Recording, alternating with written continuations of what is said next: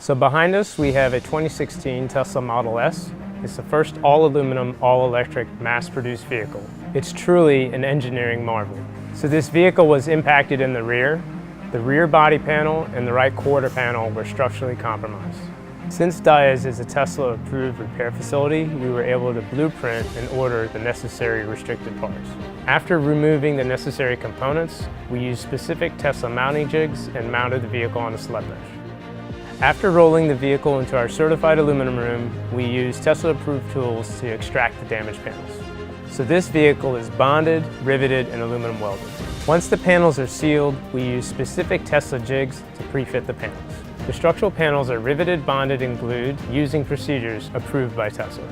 Once the vehicle is complete, the vehicle is sent to the paint department. The refinish work is completed and cured in one of our state-of-the-art painters.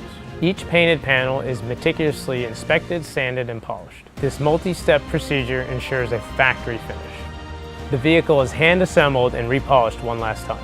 And now the vehicle is back to OEM guidelines.